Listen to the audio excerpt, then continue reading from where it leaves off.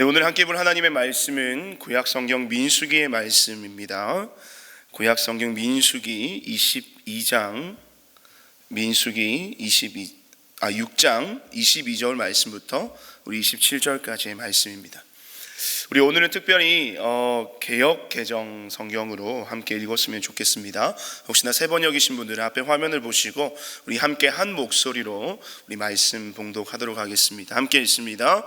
여호와께서 모세에게 말씀하여 이르시되 아론과 그의 아들들에게 말하여 이르기를 너희는 이스라엘 자손을 위하여 이렇게 축복하여 이르되 여호와는 내게 복을 주시고 너를 지키시기를 원하며 여호와는 그의 얼굴을 내게 비추사 은혜 베푸시기를 원하며 여호와는 그 얼굴을 내게로 향하여 드사 평강 주시기를 원하노라 할지니라 하라. 그들은 이같이 내 이름으로 이스라엘 자손에게 축복할지니 내가 그들에게 복을 주리라. 아멘. 네, 오늘 민수기 6장 22절에서 27절의 말씀을 가지고 성도의 노래라는 말씀의 제목으로 이 시간 잠시 여러분과 은혜를 나누기를 원합니다. 이 시간 함께 한번 서로 이렇게 한번 인사했으면 좋겠어요. 한번 이렇게 인사해 볼까요? 하나님을 노래합시다. 우리 한 번 더요. 반대편 분에게도요. 하나님을 노래합시다. 네, 우리 이렇게 너무 많이 이렇게 퍼져 계신 것 같아요. 다음 주부터는 이렇게 좀 너무 모임이 안 되고, 그래서 서로 인사하기에 충분한 적당한 거리를 잘 유지해 주시면 좋을 것 같습니다. 네, 오늘 하나님을 여러분이 이 예배를 통하여 노래하셨으면 좋겠습니다. 하나님께서 이 예배를 통하여서 우리에게 노래할 이유, 노래할 제목들을 하나님께서 허락해 주십니다. 그러면 그 허락해 주신 제목 앞에 우리의 마음과 뜻과 정성을 다하여서 그 주님을 온전히 노래할 수 있는 입술의 노래, 또 삶의 노래로, 또 오늘 제목처럼 그 성도의 노래가 오늘 우리의 삶 가운데 온전히 회복되는 우리 수요 기도의 자리가 되기를 간절히 축복드립니다. 아멘이십니까? 네, 우리 시간 먼저 제가 준비한 하나의 영상이 있어요. 그 영상을 한번 보시고 함께 말씀을 나누도록 하겠습니다.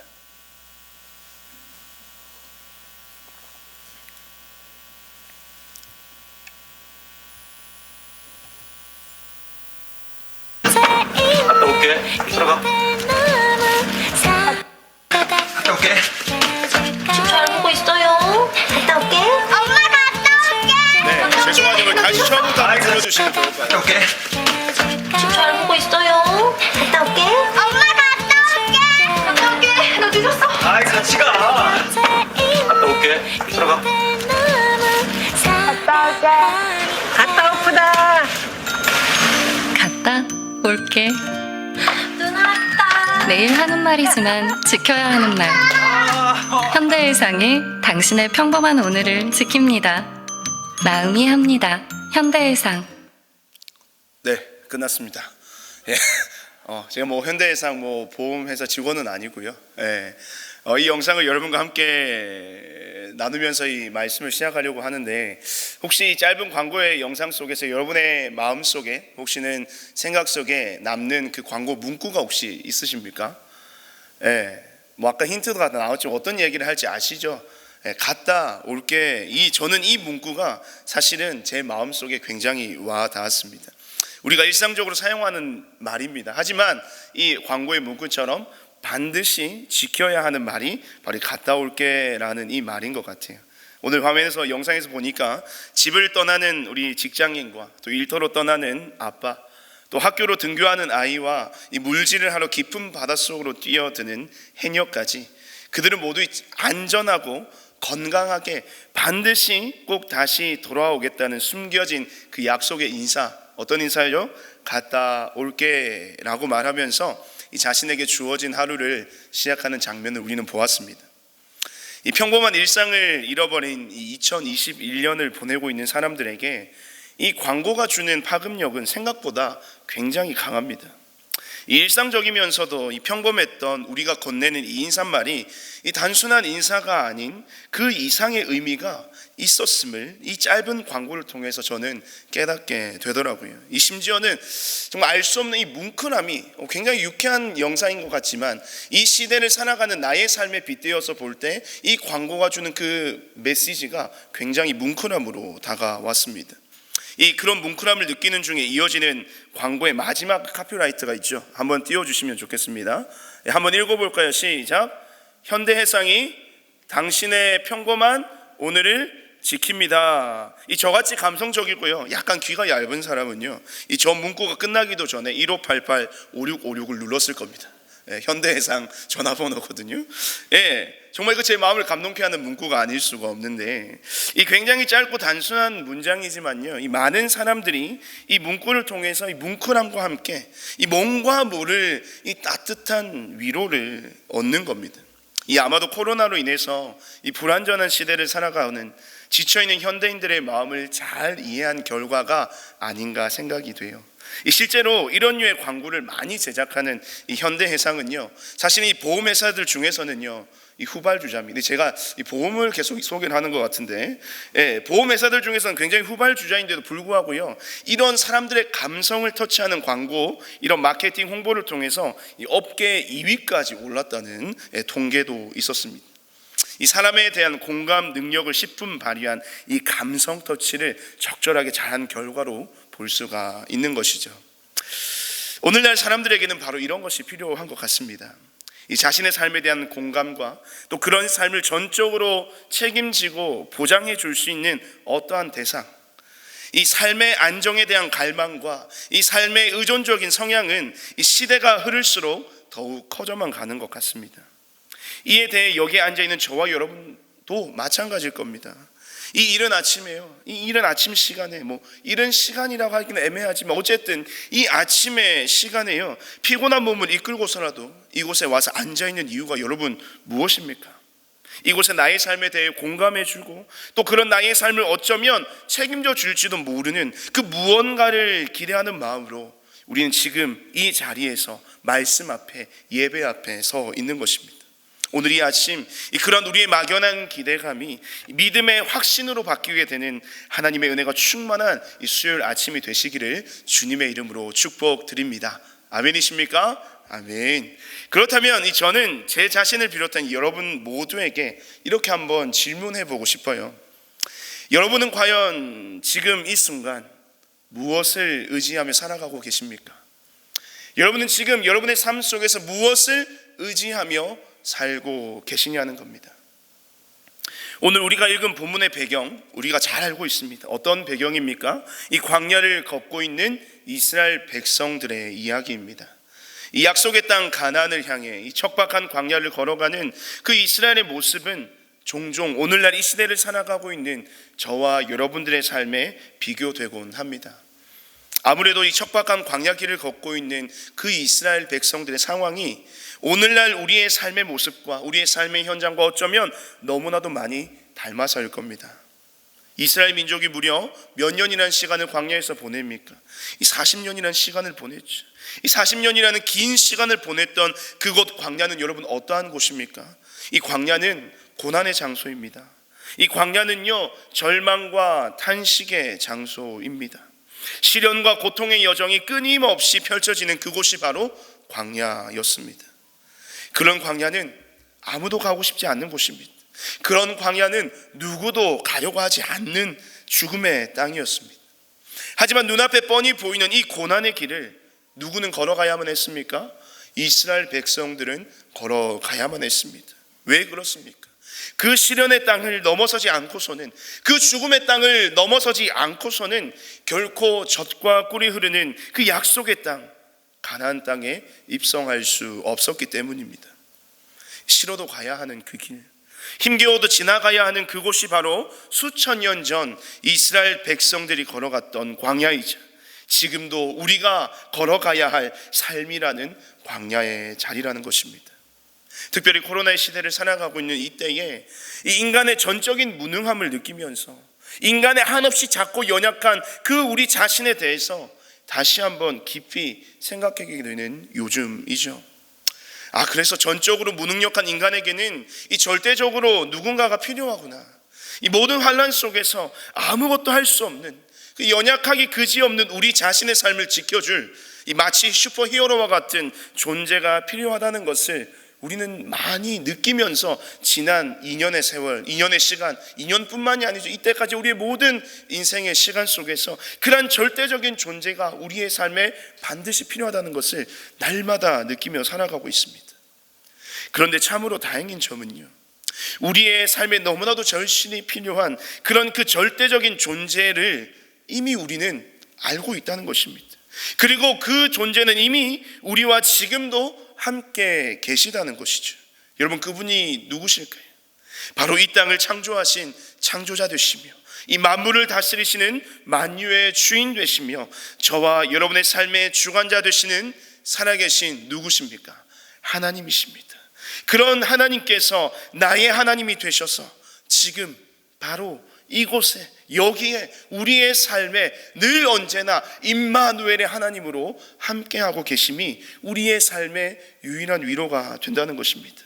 그런 우리의 필요를 누구보다도 잘 아시는 하나님은 광야 한가운데 선 이스라엘과 또한 이 광야와 같은 삶을 살아가고는 있는 오늘날 저와 여러분에게 이렇게 말씀하고 계시는 겁니다.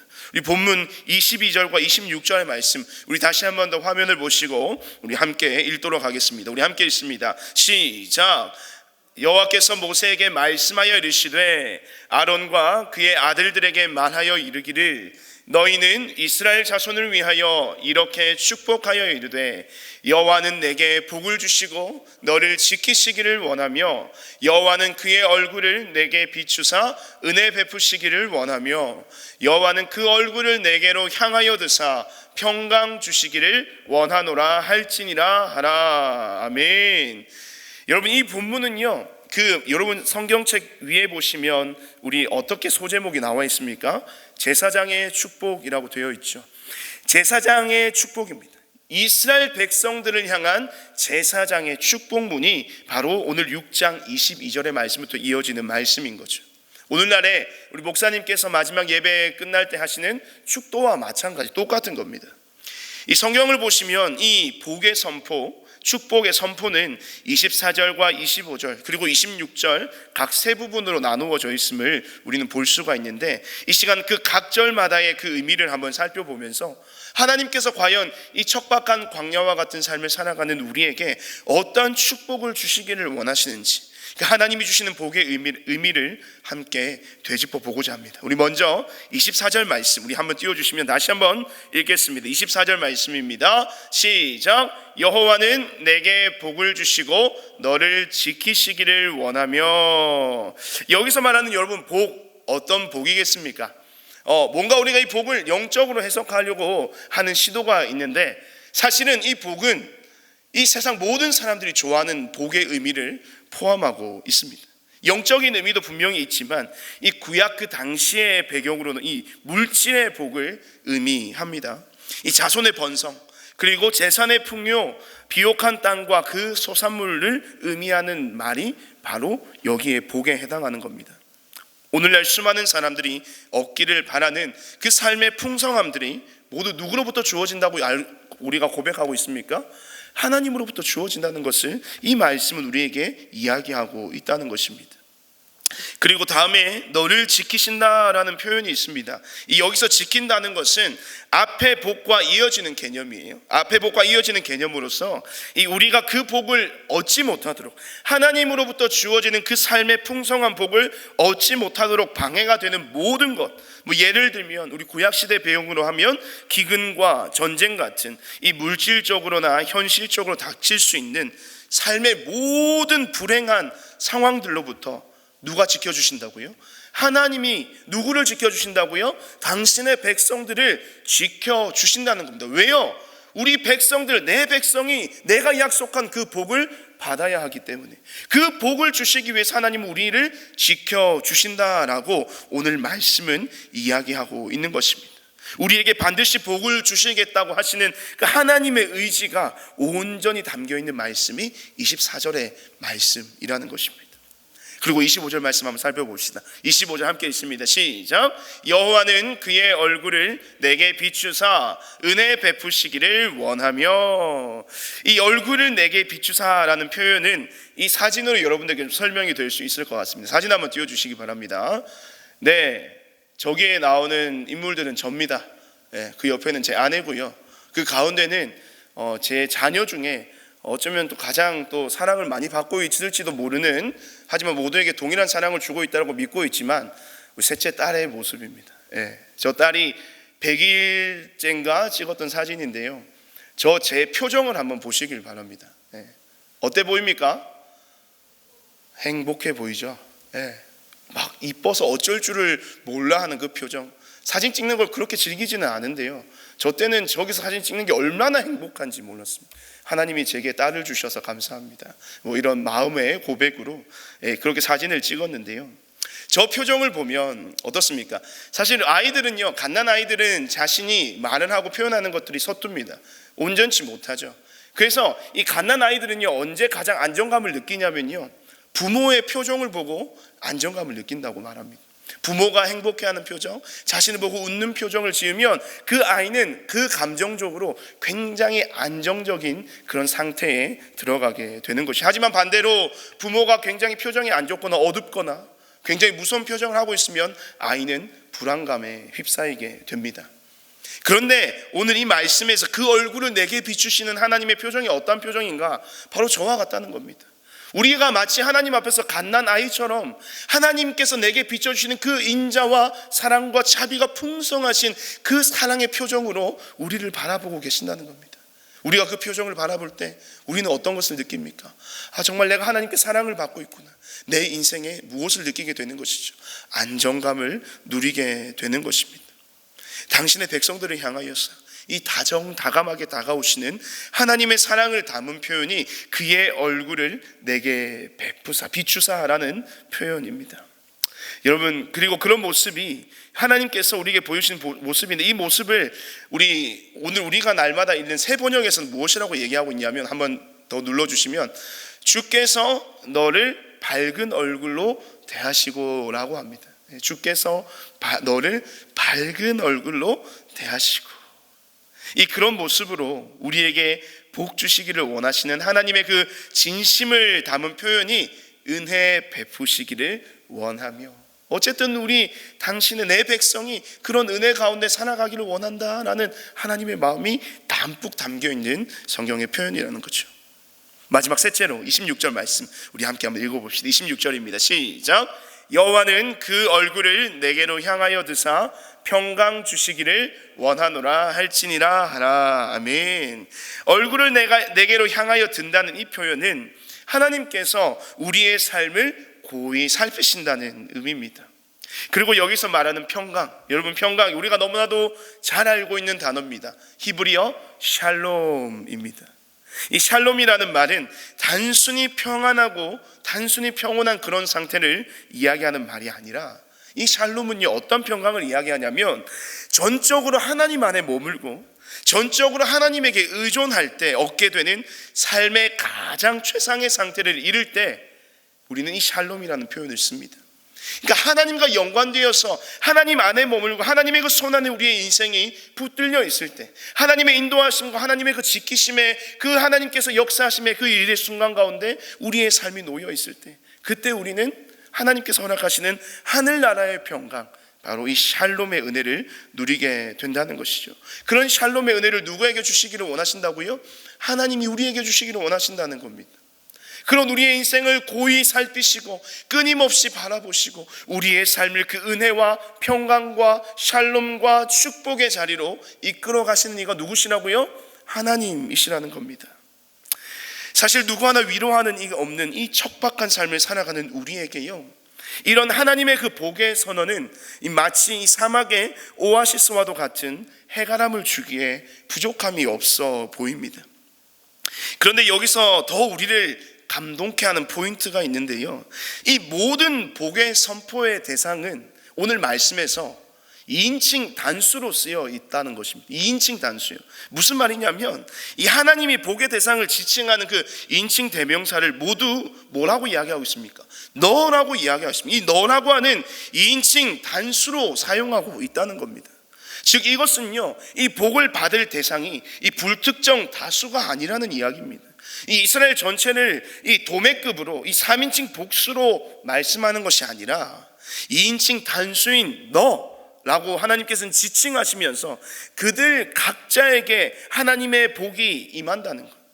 이 다른 의미로는 각자의 삶에 대해서 하나님은 많은 관심을 가지고 계시고 하나님 앞에서 우리는 그 한 사람으로서 소중한 가치를 지닌, 소중한 존재 가치를 지닌 자로 여겨주신다는 그 표현이 바로 이 너라는, 그러니까 각자의 삶의 형편대로 하나님이 그 자에게 필요한 모든 은혜의 복을 하나님께서 베풀어 주시겠다라고 하는 그런 하나님의 마음이 이 너라는 표현을 통해서 나타나고 있는 것입니다. 저는 이 본문을 묵상하면서 이 같은 하나님의 복의 선포가 이 오늘도 이 광야의 길을 걸으면서 이 삶의 고단함을 온 몸으로 견디고 있는 당신의 사랑하는 백성들을 향한 하나님이 친히 불러주시는 하나님의 그 위로의 노래로 들렸습니다. 비록 너희가 지금은 이 광야의 고난의 때를 지나고 있지만 걱정하지 마라, 좌절하지 마라. 내가 너의 하나님이 되고 너의 모든 삶은 내가 책임질 거야. 내가 너를 지켜줄게. 이런 위로와 평강의 노래, 이 하나님의 복의 선포는 이 그들이 선 광야 어떤 곳에든지 날마다 그들을 향해서, 당신의 사랑하는 이스라엘 백성들을 향해서 선포되었다는 거죠.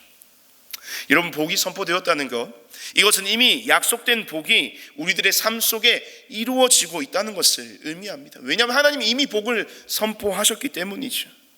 하지만 이 정작 복을 받아 그것을 누리며 살아가야 할 우리는 실제 우리의 삶 속에서 그만큼의 풍성한 하나님의 복을 다 누리지는 못하고 살아가고 있는 것만 같습니다. 이게 머리로는 알지만 이것을 이 마음으로 또 우리의 삶으로는 전혀 누리지 못하고 있는 우리 자신의 모습을 우리는 늘 발견하게 되는 거죠. 여러분, 왜 그렇겠습니까? 저는 두 가지의 이유가 있다고 생각이 듭니다. 첫 번째는요, 여전히 우리는 우리 자신 앞에 놓여진 그 상황들, 그 환경들에 우리 자신의 삶이 함몰되어 살아가고 있기 때문입니다. 우리의 환경 속에 너무 함몰되어 살아가고 있기 때문에 이미 우리에게 주어진 하나님으로부터 오는 그 복을 누리지 못하고 있다는 겁니다. 아까 제가 말씀드렸지만 하나님이 주시겠다고 약속하신 그 복, 그것은요, 오늘날 우리가 현실 가운데 염려하고 고민하는 모든 것들을 다 포괄하는 복이라고 했습니다.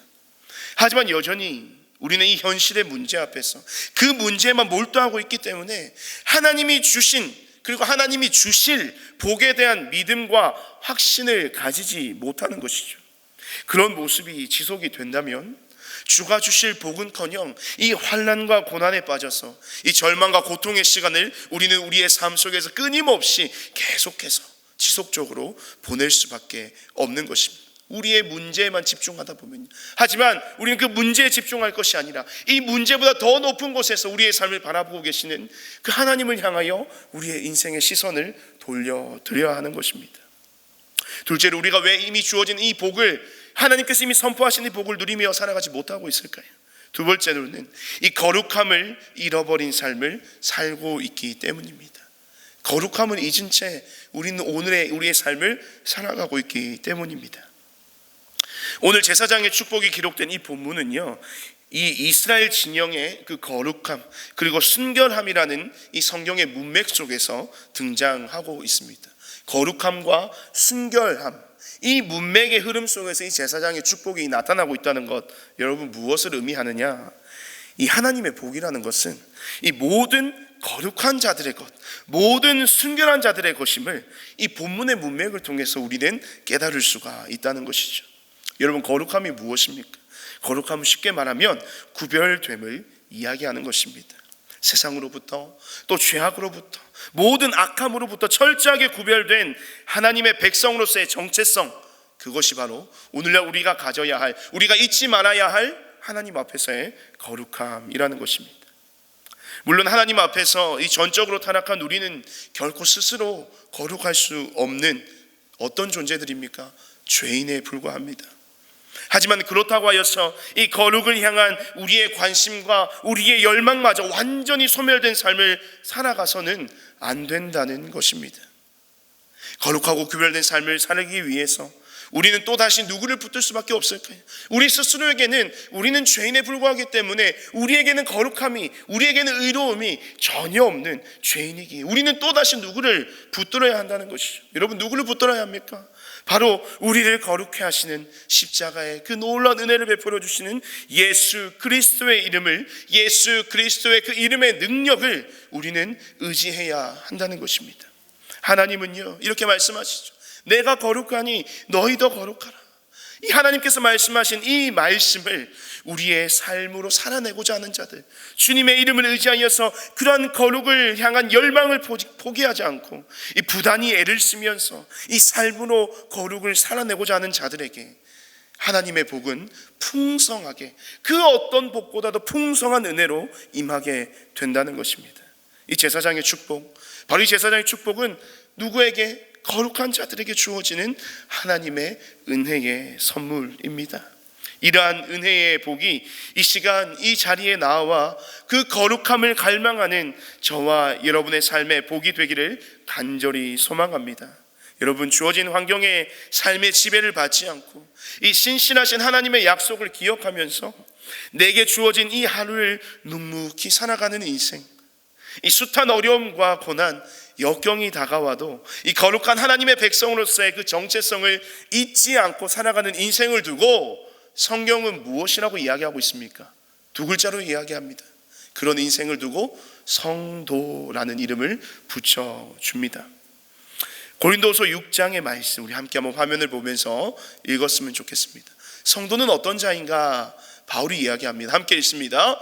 우리는 속이는 자 같으나 참되고 무명한 자 같으나 유명한 자요, 죽은 자 같으나 보라 우리가 살아있고 징계를 받는 자 같으나 죽임을 당하지 아니하고 근심하는 자 같으나 항상 기뻐하고 가난한 자 같으나 많은 사람을 부요하게 하고 아무것도 없는 자 같으나 모든 것을 가진 자로다. 아멘. 이 같은 바울의 고백, 성도에 대한 바울의 정의, 이 바울의 고백이 저와 여러분의 삶의 고백 또한 삶의 노래가 되기를 간절히 소망합니다. 우리 앞에 놓여진 상황들은 이 비록 무명한 자와 같고 죽은 자 같으며 징계를 받는 자 같고 근심하는 자 같으며 가난한 자 같고 아무것도 가진 것이 없는 자처럼 여겨지는 우리의 인생의 연속이라 할지라도 그런 우리의 삶을 축복하시고 거룩한 백성으로 불러주신 하나님께서, 그 주님께서 우리와 함께 하신다면, 그분이 우리의 삶을 지켜주신다면 우리의 인생은 다시 한번 이와 같은 고백이 울려 퍼질 겁니다. 무명한 자 같으나 유명한 자요, 죽은 자 같으나 살아있고 근심하는 자 같으나 항상 기뻐하고 가난한 자 같으나 다른 이를 부욕해 하며 아무것도 없는 자 같으나 모든 것을 가진 자가 될 것이라는 거죠. 이러한 믿음의 고백, 이러한 믿음의 고백으로 날마다 성도된 삶을 살아가시는 저와 여러분의 삶이 되시기를 주님의 이름으로 축복드립니다. 이러한 고백이 매일의 삶 속에서 고백되는 모든 자에게 하나님께서 주시는 기쁨과 감사와 주님께서 약속하신 그 복된 인생을 살게 될 줄로 믿습니다. 사랑하는 성도 여러분, 거룩한 이에게 주시는 하나님의 복이 여러분의 매일의 삶 속에 선포되기를 기대합니다. 그것이 삶의 실제가 되기를 간절히 소망합니다. 때론 우리가 걸어가는 이 삶의 현실이 힘이 들고 어렵고 이 고난과 환난이 끊임없이 펼쳐진 그 광야와 같은 삶이라 할지라도 그럼에도 불구하고 우리의 삶의 소망을 이야기할 수 있는 것, 이 시간 저와 여러분을 하나님께서 당신의 그 거룩한 백성인 성도라는 이름으로 불러주셨기 때문임을 여러분 반드시 기억하시길 바랍니다. 오늘도 이 광야와 같은 인생 가운데서 우리를 향하여 위로와 평강의 메시지를 선포하시는 은혜의 주 하나님을 향해서 이 성도에 합당한 삶의 고백, 삶의 노래로 주님의 은혜에 화답하는 우리 모두가 되기를 주님의 이름으로 축복드립니다. 우리 시간 함께 한번 말씀을 기억하면서 우리 함께 한번 먼저 기도하기를 원합니다. 먼저 이 말씀 앞에 우리의 자신의 삶을 두고 함께 기도합시다. 이 말씀을 듣고 기도하는 이 순간 이 순간에도 여전히 우리의 삶은 너무나도 이 척박한 광야와 같은 그 삶을 지나고 있습니다. 하지만 하나님이 이 광야의 길에서 결코 내 앞에 주어진 여러 가지 상황들에만 우리가 함몰되지 않도록 나의 삶의 시선을 하나님을 향하게 하여 주시옵소서로 기도합시다. 광야의 길을 걷게 하시는 이도 하나님이시고 그 길의 끝에 말할 수 없는 위로와 평강을 약속하시는 이도 하나님이심을 기억하고 내가 신뢰할 수 있는 믿음을 허락하여 주시옵소서. 힘들고 어려운 삶의 현실 속에서도 결코 거룩함을 잊지 않게 하시고 광야의 고난이 도리어 내게 주시는 하나님의 놀라운 축복의 자리가 될 수 있도록 내 삶을 붙드시고 인도하여 주시옵소서라고 이 시간 함께 한번 말씀 앞에 자신의 삶을 두고 함께 간절히 주여 한번 부르시고 우리 합심하여 기도하며 나아갑시다. 기도하겠습니다.